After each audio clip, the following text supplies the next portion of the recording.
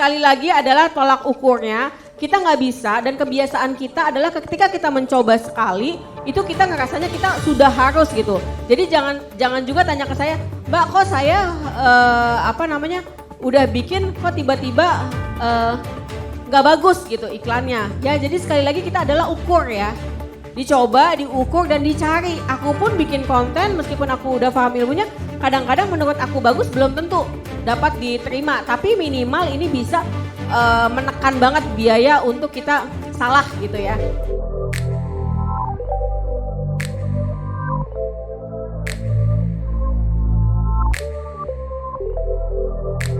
Terus ini adalah kecocokan produk dan pasar serta kecocokan model bisnis ya.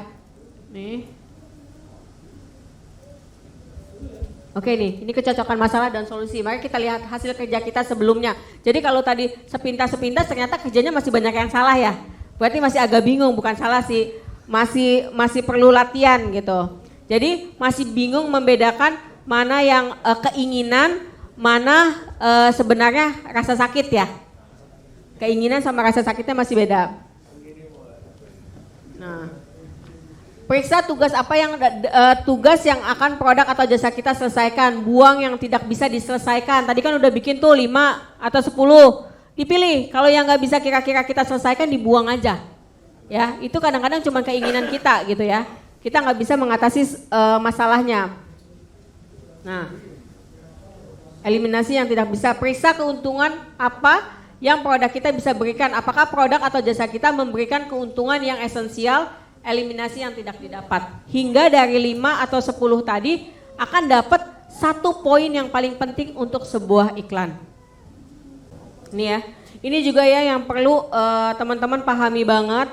Kenapa misalnya iklan kita ngerasa produk kita udah bagus, ini udah bukan lagi soal produk bagus atau enggak. Meskipun kita punya banyak banget produk bagus ataupun menurut kita itu udah yang paling bagus, belum tentu cocok dengan pasar kita ya.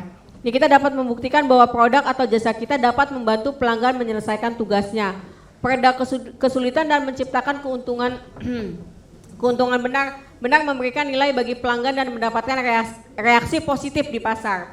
Jangan heran kalau banyak produk bagus tapi tidak laku. Bukan karena produknya yang tidak bagus namun tidak cocok dengan market. Ini faktor timing juga menjadi penentu seperti yang di dalam flick yang muncul jauh-jauh sebelum Instagram. Atau lebih gampangnya lagi kenapa saya bilang faktor timing itu adalah tadi aku contohin si Bowo. Si Bowo timingnya dia dulu nongol booming tapi TikToknya belum nge-booming. Hingga sekarang dia udah booming, TikToknya lagi booming, dianya udah enggak. Jadi ada lagi faktor timing ya yang dibutuhkan ketika kita, jadi jangan terlalu frustasi juga gitu ketika kok tiba-tiba produknya nggak laku, tapi kita sudah melakukan semuanya gitu ya. Bisa jadi timingnya nggak pas. Ya, kita terlalu cepat ngeluarinnya. Nah, ini juga kita akan ngomongin kecocokan model bisnis. Produk yang dihasilkan harus mampu dibeli oleh pelanggan dan produk yang dihasilkan harus memberikan keuntungan atau profit. Harga menjadi penentu kecocokan. Oke? Terlalu mahal tidak dijangkau market, terlalu murah tidak mendapatkan keuntungan. Ya, aku kasih contoh. Ini adalah sebenarnya di sini ya nanti ya. Ini adalah apa yang customer inginkan, apa yang di sini udah ada lagi kompetitor. Kita banyak kompetitor kan? Berikan, dan apa yang bisa kamu lakukan lebih baik. Aku kasih contoh, ini adalah kursus onlineku. Kursus online-nya udah banyak banget gitu. Kursus online banyak dong, customer kepinginnya punya video yang jelas, bagus gitu ya. Terus yang pasti lagi adalah harganya murah. Ya, oke. Nanti itu USP-nya ya. Terus apa yang kompetitor lakukan? Kan semua orang bisa bikin video, masak. Bisa juga dijual online. Udah banyak. Harga orang bisa kasih juga yang murah. Benar gak? Jadi kita harus pikirkan produk kita bagus. Orang bisa kok jualan baju, orang bisa kok jualan gamis. Apa yang tidak bisa diberikan oleh kompetitor lain ya? Atau apa yang bisa kamu lakukan lebih bagus? Kalau aku kasih sampel sekarang, kursus online aku adalah karena kebenaran aku adalah konten kreator dibandingkan dengan yang sejenis gitu ya. Itu adalah videonya udah lebih profesional karena memang aku punya studio sendiri gitu ya. Jadi dibandingkan kompetitor, aku punya satu nilai. Tapi apakah kompetitor aku tidak bisa melakukan yang aku lakukan? Bisa banget. Jadi itu bahkan udah bukan nilai lebih buat aku. Karena orang bisa bikin video bagus, tapi saat ini itu adalah keunggulan aku. Aku bisa nggak disalip sama kompetitor aku? Bisa banget, gitu ya.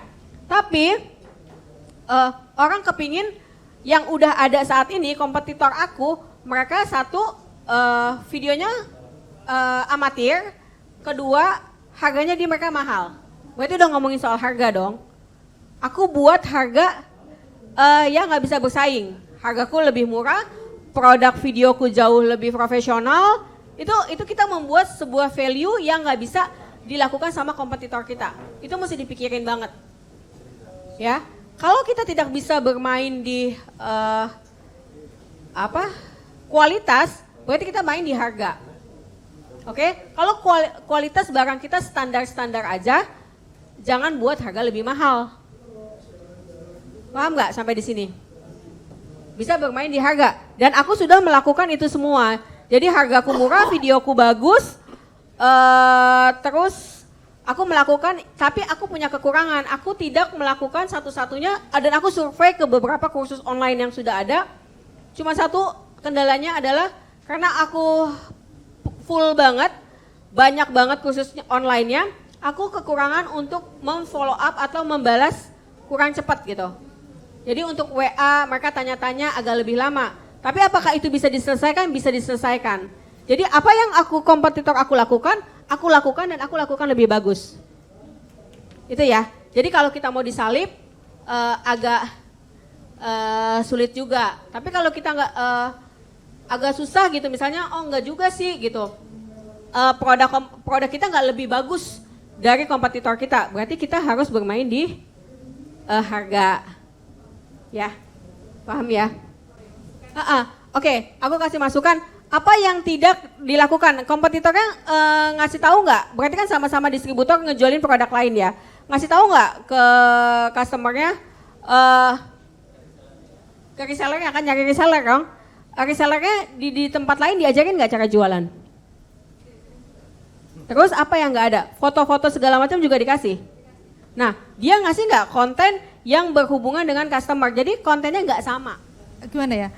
Jadi saya amati kompetitor saya itu mainnya di Facebook. Dan saya mencoba masuk di Instagram. Dengan rank harga 500-an lah di rank harga segitu. Kalau dari karakteristik IG seharusnya menurut saya itu masuk. Terus kemudian kalau dari sisi usia saya kira juga nggak ada masalah karena saya juga jualan produk lain dengan target sama, dengan usia yang sama, itu bisa. Kenapa untuk produk yang ini saya kesulitan banget gitu loh. Jadi saya memang penasaran di produk satu ini gitu. Apa produknya? Gamis. Oh, yang gamis tadi. Iya. Sama-sama produknya jadi, sama? Produknya sebenarnya beda. Jadi yang target marketnya saya merasa target marketnya sama. Cuma yang satu baju anak dengan rank usia, tapi yang saya sasar kan ibunya gitu loh. Jadi target marketnya kan tetap ibunya. Yang satu adalah gamis couple dengan ibu dan anak gitu. Tapi saya kesulitan untuk menjual couple ini gitu. Oh, justru kesulitan menjual couple-nya? Iya. Kenapa orang harus membeli bajunya couple? Sebenarnya nggak harus couple, bisa dibeli terpisah. Jadi ibu aja bisa, anak aja bisa, jilbab aja bisa. Nah iya, berarti kan yang ditampilkan adalah masalahnya mbaknya punya konten iklan sendiri atau udah dapat dari orang? Karena kan distributor biasanya dari dapat sendiri ya? Dapat, tapi kadang-kadang kita juga bikin apa ya, dari foto dari sana kita edit sendiri gitu, kayak gitu-gitu sih. Iya, coba yang membedakan konten mbak dengan distributor yang lain adalah konten iklannya punya mbak sendiri. Coba dibikin dengan kesulitan, kenapa orang bisa bikin jangan-jangan orang itu nggak mau beli karena kenapa gue harus beli secara sama-samaan dengan anak. Ternyata di situ bisa beli sendiri kok, jangan-jangan itu yang nggak nyampe ke orang-orang. Coba dibikin iklannya sendiri gitu, jadi punya mbak sendiri, itu yang akan membedakan mbak dengan yang lainnya.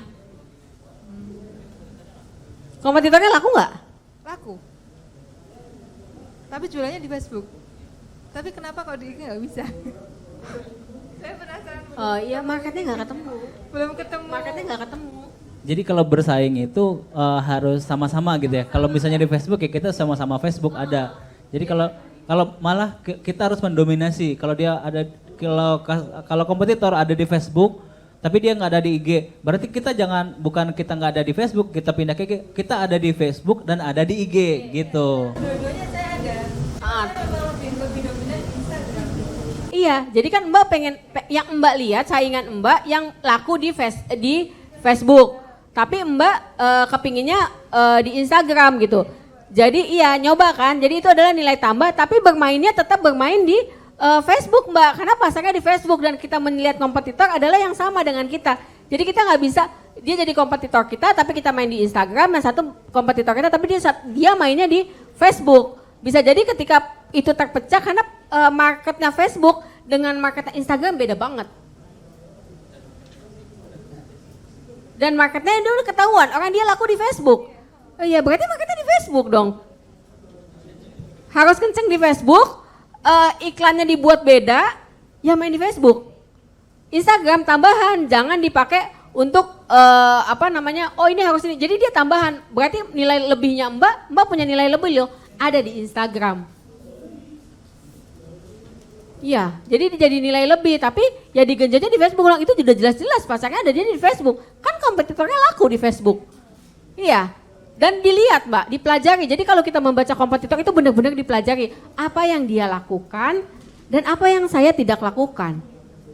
Udah kebaca nggak kira-kira dia ngelakuin apa? Nah, terus Mbaknya stop selling nggak? Itu udah kebaca. Nah, jadi kita gampang banget sebenarnya ketika kita ngeliat kompetitor. Lakukan apa yang dia lakukan dan lakukan lebih baik. Jadi kan stop selling ya udah kita bikin aja dulu stop selling gitu. Kita bagusin. Terus kita tambahin yang dia nggak ada. Apa sih kesulitan? Nah itu kan itu butuh berpikir ya. Saya nggak bisa paham karena saya nggak bermain di situ. Tapi saya paling nggak, Mbak paling tahu, Mbak lebih tahu gitu loh. Apa sih apa yang belum terjawab nih sama dia? Seperti yang tadi saya bilang. Harga dia kurangnya di bermain di dia menjawab secara detail meskipun misalnya dia yang daftar ada 100. Gimana saya yang 1000 bisa menjawab itu lebih detail di WA. Oh ternyata mereka butuh banget untuk kontak dengan saya. Ya, orang kursus online mereka butuh dengan saya. Apa yang saya lakukan? Saya punya satu handphone yang saya pasang muka saya, yang saya kalau jawab halo beb. Karena mereka kenal saya dengan seperti itu. Yang jawab siapa? Admin. Karena mereka butuh kontak saya. Mereka butuh dekat dengan saya, sementara saya nggak bisa. Gitu. Karena kontak saya juga banyak banget gitu kan. Jadi satu cara yang supaya mereka merasa dekat seperti itu, saya beli satu handphone, saya pasang muka saya pasang story dan segala macam. Itu adalah kontak pribadi saya. Padahal yang jawab admin. Paham ya? Jadi mesti baca itu juga. Apa sih kebutuhan gitu. Ternyata orang online mereka beli, kok mereka mau ya di sana padahal di sana harganya lebih mahal loh. Misalnya kursus saya cuma 300.000, di tempat lain 600.000. Videonya jelek loh. Video saya bagus, profesional. Saya cari tahu, kenapa saya tanya sama pelanggan yang sama-sama, kamu ikutan kursus di sini ya? Iya. Apa sih yang bikin kamu menarik? Iya Mbak, karena di sana dia fast respon. Saya bisa punya kontak ibunya secara pribadi. Oh, saya nggak punya. Oh kalau saya mesti ngejawabin satu-satu, gempor tangan saya keriting. Ya kan? Yang beli kursus saya bisa ribuan gitu. Nggak mungkin. Untuk memuaskan mereka, saya buat seperti itu. Ngerti nggak kira-kira? Penuhi semua kebutuhan yang ini kita lakukan dan kita berikan nilai lebih. Kalau dari sini saya udah punya nilai lebih banyak banget gitu. Dengan produk sejenis saya. Karena saya baca dan saya dekati kompetitor saya pelajari, benar-benar saya pelajari. Kompetitor saya melakukan apa? Oh ini dia begini, oh dia bahasanya seperti ini, oh dia gini. Jadi bukan ngasal. Paham ya? Oke, lanjut. Ya, itu pelajaran kita tadi ya sebelum kita tentukan USP, VP dan lain, kita tentukan dulu kita mau main di yang mananya. Kalau kita mau main di semua ranah berarti kita banyak banget yang harus kita kerjakan gitu. Tapi tentukan minimal satu yang paling utama, walaupun kita misalnya yang paling utamanya kita sebagai produser, produsen yang ke distributor, itu yang lebih diutamakan. Mau ada yang lain-lainnya itu cuma sebagai tambahan.